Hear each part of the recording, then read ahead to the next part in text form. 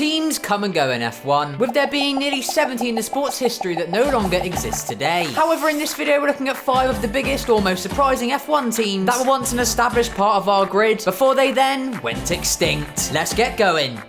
Toyota. The German-based Japanese F1 team first announced their plans to join the grid in 1999. However, didn't end up actually doing so until the 2002 season. Yet the extensive testing they had done in the years prior seemed to have paid off when on debut in Australia they scored points. The team became a permanent fixture on the grid over the rest of the decade, however did receive constant criticism over their lack of success, as they reportedly had one of the biggest budgets in the sport, yet couldn't really progress from a midfield car that occasionally got a podium to a real front-running team. In fact, in their 139 race starts, the team never won a single race, despite having decent drivers like Ralf Schumacher, Trulli and Glock behind the wheel. Second place was just the best they could get, doing so 5 times. The team's journey came to an end in late 2009, as Toyota's parent company saw its first ever loss, and thus withdrew from F1 with immediate effect. The team's assets were taken over by Stefan GP, a new outfit who aimed to join the grid in 2010, but well, didn't. However, that's a whole story for another day, we're not going to get into that now. Next up, Lotus. The Lotus brand is one that's appeared in Formula 1 in many different forms over the years. However, the original Team Lotus first joined the grid in 1958, and over the next few decades became one of the most successful in the sport's history, taking 7 Constructors' Championships and 6 Drivers' Championships between 1962 and 78, with drivers like Sterling Moss, Jim Clark, Hill, Mansell, Piquet, Senna, and so many more all being a part of the outfit over its lifetime. However, come the 1990s, the team was merely a shell of its former self, with big sponsors pulling out, financial troubles, and poor management decisions, resulting in the team facing administration by the end of 1994. The Pacific F1 team ended up taking over their assets before they themselves then dropped off the grid by the end of the next season, bringing an end to the life of F1's 5th most successful team of all time. But that wasn't the last we'd see of the Lotus name in F1, with both the Lotus F1 team, which would eventually go on to be Alpine now, and our next entry on this list, Team Lotus. Later known as Caterham, this is one of the 3 teams that joined the grid at the start of 2010. The Norfolk-based team was run by Malaysian businessman Tony Fernandez, who initially bought the naming rights to the famous Lotus name before that deal then expired, when the Lotus brand fully committed to the other F1 team called Lotus F1, which would then become Renault, which would then become now Alpine. It was all a bit confusing, and to be fair, there was a point in 2011, I think, where both teams had Lotus in their branding. There was Team Lotus, and then there was like Lotus F1 team or something. It was quite confusing. But let's move on from that topic before we go down that rabbit hole any further. The team was a true backmarker from birth, never achieving a single points finish in its entire existence. However, Marcus Armstrong came oh so close in Monaco in 2014, just missing out as he finished 11th place in the end. In fact, I've actually got some exclusive footage from after that race from the team principal when he was asked, can you ever score points? So we don't have the capacity. Now, as expected for a team that scored less points in 4 years than Latifi did in the whole season, their bank account wasn't vibing, with the team entering administration on November 5th, 2014. With just a few races left in the season, the team turned to crowdfunding to try and stay alive, which surprisingly actually worked, as they rocked up to Abu Dhabi with a car loaded full of random companies who sponsored this return, including a small pub in West Sussex called the Windmill Inn. Despite their best efforts in the coming months to try and find a new buyer for their team, Abu Dhabi would be the last time we'd ever see the Caterham team in F1, as their assets were auctioned off and their factory was left abandoned for local teenagers and F1 YouTubers to explore. Oh, hello. You can bring Hannah a present home.